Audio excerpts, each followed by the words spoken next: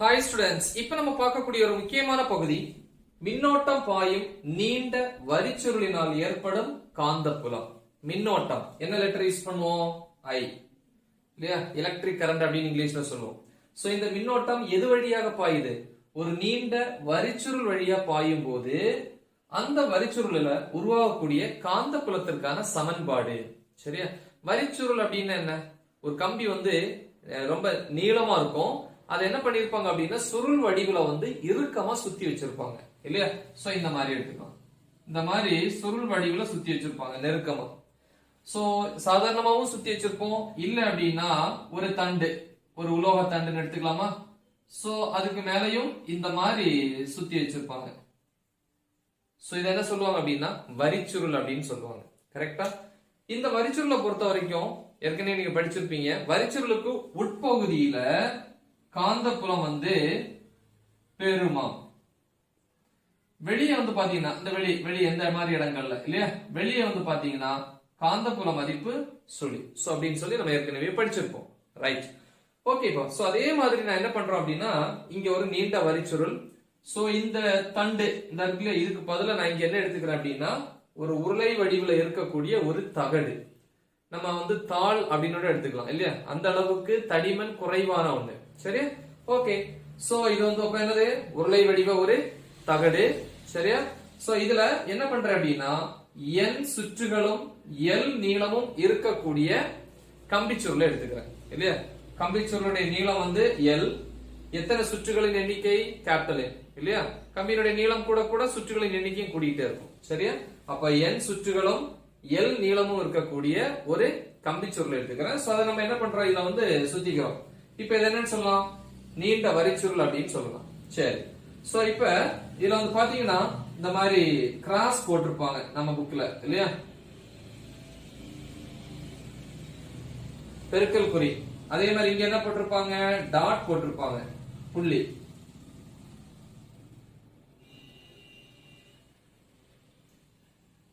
So இந்த பெருக்கல் குறி எதை குறிக்குது அப்படின்னா இதுல சுத்தி இருக்கக்கூடிய கம்பிச்சுருளினுடைய திசையை குறிக்குது. அதாவது இந்த ஸ்டார் போட்டிருக்கு என்ன அர்த்தம்?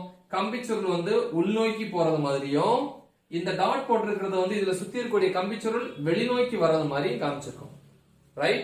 அப்ப ஸ்டார்ல இது கிராஸ் இல்லையா? கிராஸ் எதை குறிக்குது? இதுல சுத்தி இருக்கக்கூடிய கம்பிச்சுருளுடைய திசை உள்நோக்கியும் இந்த டாட் எதை குறிக்குது? கம்பிச்சுருளுடைய திசை வெளிநோக்கி வருவதையும் குறிக்கும். சரியா? ஓகே. நெக்ஸ்ட் இதுல பாயக்கூடிய மின்னோட்டம் I. சோ அதுல காந்தப்புலம் B இல்லையா? சோ இந்த மாதிரி போட்டுக்கலாம். சரியா? சீரான காந்தப்புலம். இங்க B வெக்டார் அப்படின்னு போட்டுக்கலாம். இதுல பாயக்கூடிய மின்னோட்டத்தை I ன்னு எடுத்துக்கிறேன். சரியா? ஓகே. சோ இப்போ என்ன பண்றோம் அப்படின்னா இந்த வரிச்சுருளுக்கு உட்பகுதியில எந்த ஒரு புள்ளியிலையும் காந்தப்புலத்தை கண்டுபிடிக்கணும் அப்படின்னா நம்ம ஒரு விதியை படிச்சிருப்போம். என்ன அப்படின்னா ஆம்பியரின் சுற்று விதி. என்ன விதி? ஆம்பியரின் சுற்று விதி. ஒரு ஃபார்முலா இருக்கு இல்லையா? இப்படி இருக்கும். Close integral C B vector dot dl vector is equal to mu naught I. I மூடப்பட்ட அப்படின்னு இருக்கும். ஆம்பியரின் சுற்று விதி எப்படி முதல் அலகுல காஸ் விதியை மூடப்பட்ட பரப்புல மட்டும்தான் பயன்படுத்த முடியுமோ அதே மாதிரி ஆம்பியரின் சுற்று விதியையும் மூடப்பட்ட பரப்புல மட்டும்தான் பயன்படுத்த முடியும். சோ இந்த விதியை நம்ம எப்படி சொல்லலாம் அப்படின்னு பாத்தீங்கன்னா எந்த ஒரு மூடப்பட்ட பரப்புலையும் உள்ள இல்லையா? இது மூடப்பட்ட பரப்பு தானே? சோ அதுதானே காந்தப்புலம் இருக்கு இல்லையா? அப்ப எந்த ஒரு மூடப்பட்ட பரப்பில் உள்ள காந்தப்புலத்தின் இல்லையா? சோ காந்தப்புலத்தின் கோட்டு வழி தொகையீட்டு மதிப்பு இதான் கோட்டு வழி தொகையீட்டு மதிப்பு எதுக்கு சமம்? அதே மூடப்பட்ட பரப்புல பாயக்கூடிய மின்னோட்டத்தின் மியூ நாட் அதாவது மியூ 0 மடங்கிற்கு சமம். கரெக்டா? சோ இத நம்ம இங்கிலீஷ்ல எப்படி சொல்லுவோம்? க்ளோஸ்ட் லைன் இன்டகிரல் அப்படின்னு சொல்லுவோம். தமிழ்ல கோட்டு வழி தொகையீட்டு மதிப்பு. சரியா? திருப்பி சொல்றேன். எந்த ஒரு மூடிய பரப்புலையும் இருக்கக்கூடிய காந்தப்புலத்தினுடைய கோட்டு வழி தொகையீட்டு மதிப்பானது இல்லையா?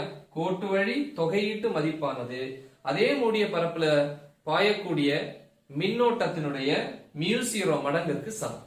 இந்த ஆம்பியரின் சுற்று விதியை பயன்படுத்தி தான் நம்ம என்ன பண்ண போறோம், இதுல வந்து காந்தப்புலத்திற்கான சமன்பாடை நம்ம கொண்டு வர போறோம். சோ அப்ப வந்து இந்த ஆம்பியரின் சுற்று விதி எங்க தான் பயன்படுத்த முடியும்னு சொன்னேன், மூடிய பரப்புல மட்டும்தான் அல்லது மூடிய சுற்றுகள்ல மட்டும்தான் பயன்படுத்த முடியும். சரி, அப்ப நம்ம என்ன பண்றோம், ஒரு மூடிய சுற்று எடுத்துக்கிறோம். இது ஒரு மூடிய சுற்று தான், பட் முழுமைக்கும் எடுக்கிறது கஷ்டம். அதனால ஒரு சிறிய ஒரு பகுதியை மட்டும் நம்ம எடுத்துக்கிறோம். சரியா, ஓகே. சோ அப்ப கொஞ்சம் மேலே ஏற்றி எழுதிடுவோம். இதுல இருக்கக்கூடிய சுற்றுகளின் எண்ணிக்கை n, நீளம் l, இதுல பாயக்கூடிய மின்னோட்டம் I. சரி, சோ ஒரு மூடிய பரப்பு நான் இப்படி எடுத்துக்கிறேன், இந்த இடத்துல எடுத்துக்கிறேன். சோ இந்த மாதிரி நேம் கொடுத்துக்கலாம், A B C D. கரெக்டா? சோ இந்த பக்கம் இதனுடைய நீளம் வந்து h ன்னு எடுத்துக்கலாம். சோ இது வந்து செவ்வக வடிவில் எடுத்துக்கிறேன். நீங்க சதுர வடிவில் இருக்கு. நம்ம டெக்ஸ்ட் புக்ல வந்து செவ்வக வடிவில் எடுத்திருப்பாங்க. நீங்க எந்த வடிவிலாலும் எடுத்துக்கலாம். செவ்வக வடிவத்தில் எடுத்தீங்க அப்படின்னா இந்த நீளமும் சமமா இருக்கும், இது ரெண்டு வித்தியாசமா இருக்கும். சோ வேணும்னா நம்ம அப்படியே எடுத்துக்கலாம் இல்லையா? Okay, no problem. சோ அந்த மாதிரி எடுத்துக்கலாம். ஓகேவா? எஸ். சோ இப்போ நம்ம எக்ஸ்பிளனேஷன் வருவோம். இதுல வந்து ஆம்பியரின் சுற்று விதியை பயன்படுத்த போறோம்.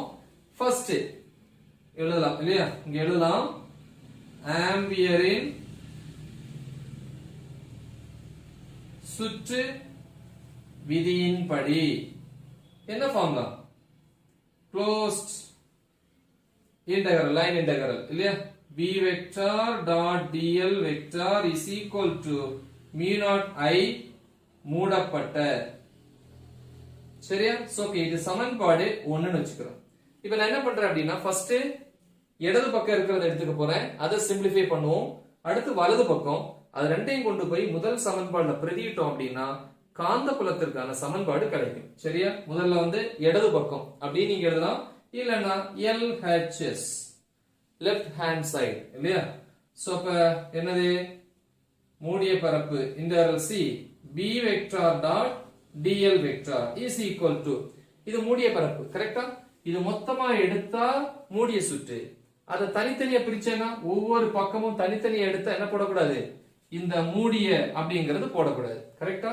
சோ அப்ப இதை நான் பிரிக்க போறேன். பிரிக்கும் போது இந்த ரவுண்ட் வராது, இப்படி போட்டேன்னா A ல இருந்து B, A to B, அதுல B vector dot dl vector plus integral B to C, B to C B vector dot dl vector plus integral C to D B vector dot dl vector plus D to A இல்லையா? D to A B vector dot dl vector. இப்படி நாலா பிரிச்சுட்டேன். அந்த மூடிய அது மட்டும் வரக்கூடாது, round. சரியா? Okay. So இப்போ இதை வந்து ஒவ்வொன்றா நம்ம சிம்பிளிஃபை பண்ணலாம். சோ நல்லா பாத்துக்கோங்க. ஒரு எக்ஸாம்பிள், இப்ப இதுதான் அந்த தகடு இல்லையா? சோ இந்த மாதிரி இருக்கு, இப்படி இருக்கு. போர்ட்ல வரையும் போது நம்ம இப்படிதான் வரைய முடியும், அப்பதான் நம்ம இங்க என்ன இருக்கு அப்படிங்கறத காமிக்க முடியும். மத்தபடி இப்படி இருக்கும். இப்ப இதை வந்து செவ்வக வடிவில் எடுத்துக்கிறோம். எப்படி? இப்படி. கரெக்டா? பாருங்க, அப்ப அதோட அடிப்பரப்பு இதுல ஒட்டியே இருக்கும், காந்தப்புல அந்த பரப்புலயே இருக்குது. கரெக்டா? அப்ப AB இந்த பரப்புலயே இருக்கிறதுனால அந்த இடத்துல காந்தப்புல மதிப்பு பெருமமா இருக்கும். கரெக்டா? ஓகே. அடுத்து BC வந்து இப்படி இருக்கு. கரெக்டா? BC காந்தப்புலத்துக்கு எப்படி இருக்கு? BCங்கிறது பக்கம், இந்த பக்கத்துக்கு நீளம் இருக்கா? அப்ப இந்த நீளமானது காந்தப்புலத்துக்கு எப்படி இருக்கு? செங்குத்தா இருக்கு. கரெக்டா? இதை நம்ம இன்னும் சிம்பிளிஃபை பண்ணலாம். கரெக்டா? எப்படி? B vector dot dl vector படிச்சிருப்போம். A vector dot B vector formula என்ன?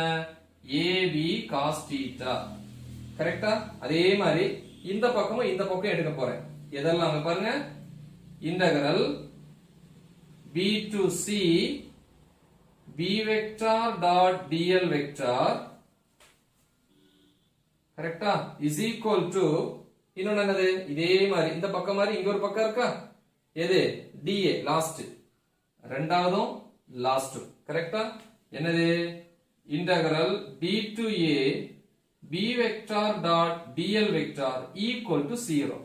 ஏன் 0 அப்படின்னா நமக்கு ஃபார்முலா தெரியும், B vector dot dl vector, A vector dot B வெக்டார்னா AB cos θ, B vector dot dl வெக்டார்னா BDL cos θ. கரெக்டா? அப்ப θங்கிறது எதுக்கு இடைப்பட்ட கோணம்? காந்தப்புலத்திற்கும் நீளத்திற்கும் இடைப்பட்ட கோணம். அப்ப இந்த பக்கம் BC இப்படி இருக்கா, என்னுடைய நீளம், இது காந்தப்புலம். அப்ப காந்தப்புலமும் இந்த நீளமும் ஒன்றுக்கு ஒன்று செங்குத்தா இருக்கு. கரெக்டா? அப்ப இந்த இடத்துல கோணம் எவ்வளவு? 90 டிகிரி. அப்ப cos 90 மதிப்பு என்ன எழுதிக்கலாம். தீட்டா 90 இருந்துச்சு அப்படின்னா cos 90 வேல்யூ 0. கரெக்டா? அப்ப இங்க 0 போட்டுருமா? அப்ப 0 into BDL 0. அதே மாதிரி இந்த பக்கம் பாருங்க, DA இந்த சைடு, இந்த DAங்கிற பக்கமும் இந்த நீளமும் காந்தப்புலத்துக்கு எப்படி இருக்கு? செங்குத்தாக இருக்கு இல்லையா? நான் இங்க எழுதலாம், பக்கம் அல்லது பக்கங்கள் எதெல்லாம்? BC மற்றும் DA. இது எப்படி இருக்கு? பெர்பெண்டிகுலர், செங்குத்தா இருக்கு. யாருக்கு? பெர்பெண்டிகுலர் டு மேக்னெட்டிக் ஃபீல்ட், காந்தப்புலத்துக்கு செங்குத்தா இருக்கு. அதனால θ is equal to 90 degree, cos 90 மதிப்பு 0. அதனால இது ரெண்டு 0. சரி, அடுத்து இந்த பக்கம் வருவாங்க, இது CD இல்லையா? CD பக்கத்தில் காந்தப்புல மதிப்பு சுழி. என்ன காரணம் தெரியுமா? CD என்கிற பக்கம் மேல இருக்கு. கரெக்டா? இது காந்தப்புல தளம், இந்த தளம். CD என்கிறது இந்த மாதிரி மேல இருக்கு. அப்ப எங்க இருக்கு? வரிச்சுருளுக்கு வெளியே. நான் முதல்ல சொன்னேன், இந்த இங்க எழுதிருக்க பாருங்க, வரிச்சுருளுக்கு வெளியே காந்தப்புலம் சுழி, வரிச்சுருளுக்கு உள்ளதான் காந்தப்புலம் பெருமம். கரெக்டா? அப்ப வரிச்சுருளுக்கு வெளியே வருது இந்த பகுதி, எது? CD. சோ அதனால வரிச்சுருளுக்கு வெளியே வர்றதுனால CD என்கிற பகுதியிலையும் காந்தப்புலம் சுழி. அப்ப மூணுமே போயிடுச்சு. இது போயிடுச்சு, இது போயிடுச்சு, இதுவும் போயிடுச்சு. அப்ப மீதி என்ன மட்டும் இருக்கு? இந்த இருக்கு இல்லையா? therefore மூடிய பரப்பு C B vector dot dl vector equal to இது மட்டும் இருக்கு. இப்ப 4 இருக்கிறதுனால தான் கம்பேர் பண்றதுக்காக AB BC CD DN எழுதணும். இப்ப இந்த மூணுமே 0 ஆயிருச்சு. அப்ப AB ன்னு போடணும் அவசியம் கிடையாது, சிம்பிளா போட்டா போதும். Integral B vector dot dl vector அல்லது BDL cos theta இல்லையா? ஃபார்முலா யூஸ் பண்ணும்போது BDL cos theta இந்த பகுதி ஏபிங்கிறது. அப்ப ஏபிங்க இதான ஏபி. ஏபி வந்து எப்படி இருக்கு? வரிச்சுருளுக்கு மேலேயே இருக்கிறதுனால இணையா இருக்கு, அதுக்கு மேலே இருக்கு இல்லையா? அப்ப கண்டிப்பா காந்தப்புலம் இருக்கும். அது மட்டும் இல்ல, இங்க கோணம் θ is equal to 0 டிகிரி. கரெக்டா? அப்ப இங்க θ equal to 0 டிகிரி அப்படின்னா மூடிய பரப்பு integral B vector dot dl vector equal to B காந்தப்புலம் வெளியே எடுத்துடலாம், இன்டகிரல் dl cos 0 மதிப்பு 1. சரி, then next step மூடிய பரப்பு C closed integral அப்படின்னு சொன்னோம் இல்லையா? B vector dot dl vector equal to B into integral dl என்னது? L length நீளம். ஆனா இங்க நீளத்துக்கு வந்து AB ஆனாலும் சரி CD இருந்தாலும் ஒரே தான், செவ்வகம்னா இல்லையா? ரெண்டு பக்கம் ஒரே மாதிரி இருக்கா? அப்ப இதுவும் H தான். அப்ப இது சிறிய பகுதியில இந்த நீளம் H. அப்ப ஒரு பெரிய ஒரு பகுதி எடுத்தோம் அப்படின்னா Hங்கிறதும் வரிச்சுருளுடைய நீளம் எல்லாம் கிட்டத்தட்ட ஒரே மாதிரி. சோ அப்படி பெரிய பரப்பிற்கு, நல்லா பாத்துக்கோ, பெரிய பரப்பிற்கு ஏபிய அதனுடைய நீளத்தை Hக்கு பதிலா என்ன எடுத்துக்கலாம்? L ன்னு எடுத்தோம் அப்படின்னா இன்டர் dl L தானப்பா, இன்டர் dx x. அப்ப இன்டர் dl L. அப்ப இங்க என்ன போட்டுக்கணும்? கேபிட்டல் L போட்டுக்கணும். சரியா? சோ இது சமன்பாடு 2. சரி, அடுத்து இந்த இருக்கு இல்லையா? வேணா வந்து RHS எடுத்துக்கலாம். கரெக்டா? என்ன எடுத்துக்கலாம்? RHS. RHS அது எடுக்கிறதுக்கு முன்னாடி நம்ம இந்த விஷயத்தை எழுதணும். என்ன அப்படின்னா, இந்த மூடப்பட்ட சுருள்ல பாயக்கூடிய மின்னோட்டம் I. கரெக்டா? இதுல இருக்கக்கூடிய சுற்றுகளின் எண்ணிக்கை N. அப்ப N சுற்றுகள்லையும் மின்னோட்டம் என்ன ஆகும்? பாயும் இல்லையா? அப்ப N சுற்றுகளில் பாயும் மின்னோட்டம் கொடுக்கிறது I, ஆனா N சுற்றுகள் இருக்கும், Ni. அப்ப I is equal to Ni. ஓகேவா? சோ இது என்ன பண்ணணும்? சமன்பாடு 1ல அதுவும் RHS வலது பக்கத்துல இல்லையா? RHS எடுத்துக்க போறேன். RHS என்னமா இங்க? mu naught I மூடப்பட்ட is equal to, இங்க எழுதிக்கலாம் இல்லையா? I னா மூடப்பட்ட is equal to mu naught. ஏன் mu naught க்கு பிரதி எழுதலன்னா mu naught ங்கிறது ஒரு மாறிலி. then I மூடப்பட்டதா ஃபார்ம்ல இருக்கு n into I. மூடப்பட்ட எழுதினாலும் இல்ல ஓகே அப்படியே எழுதினாலும் ஓகே. சரி. சோ அப்ப நெக்ஸ்ட் பார்ட் இத அழிச்சிரலாம். இந்த சைடு நமக்கு தேவையில்லை இல்லையா?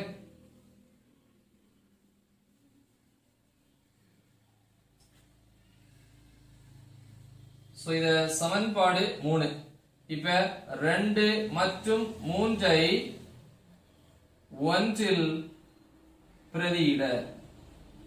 சரியா? பிரதியிடுங்க. முதல் சமன்பாடு என்ன இருக்கு? closed integral b vector dot dl vector எங்க இருக்கு? இத கண்டுபிடிச்சு வச்சிருக்கோம். என்னது? bl is equal to வலது பக்கத்துக்கு என்ன இருக்கு? இங்க இருக்கு mu naught ni அப்படினு இருக்கு. கரெக்ட்டா? சோ அப்ப bl is equal to mu naught ni. So இதான் வந்து ஃபார்முலா. இத வேணா l கீழ கொண்டு வந்துட்டேன்னா b is equal to mu naught into n by l into I. ஒருவேளை இங்க வந்து நம்ம ஸ்மால் I யூஸ் பண்ணோம் அப்படினா இங்க என்ன போட்டுக்கணும்? ஸ்மால் I யூஸ் பண்ணிக்கணும். பாயக்கூடிய மின்னோட்டத்தை ஸ்மால் I எடுத்தீங்கன்னா இங்கேயும் ஸ்மால் I. ஓகே. சோ இதுதான் அப்ப சமன்பாடு. அப்ப என்னங்கிறது? சுற்றுகளின் எண்ணிக்கை பை நீளம். இதுக்கு ஒரு பேர் நம்ம சொல்லி கொடுத்திருக்கேன் நினைக்கிறேன். எந்த இடத்துல சொல்லி கொடுத்திருக்கோம்? அடர்த்தி. சுற்றுகளின் அடர்த்தி. கரெக்ட்டா? சுற்றுகளின் அடர்த்தி என்ன formula? small n is equal to capital N by L. ஓரலகு நீளத்தில் உள்ள சுற்றுகளின் எண்ணிக்கையே சுற்றுகளின் அடர்த்தி எனப்படும். இல்லையா? படிச்சிருப்பீங்க. சோ அப்படி போட்டீங்கன்னா b is equal to mu naught n by L க்கு பதிலா small n into I. So இதான் ஃபார்முலா. இதுல உருவாக்கக்கூடிய காந்தப்புலத்திற்கான சமன்பாடு. சிம்பிளான ஒண்ணு. சோ நல்லா தெளிவா பிராக்டிஸ் பண்ணுங்க. மறக்காம உங்க ஃப்ரெண்ட்ஸ்க்கு ஷேர் பண்ணுங்க. All the best. Thank you.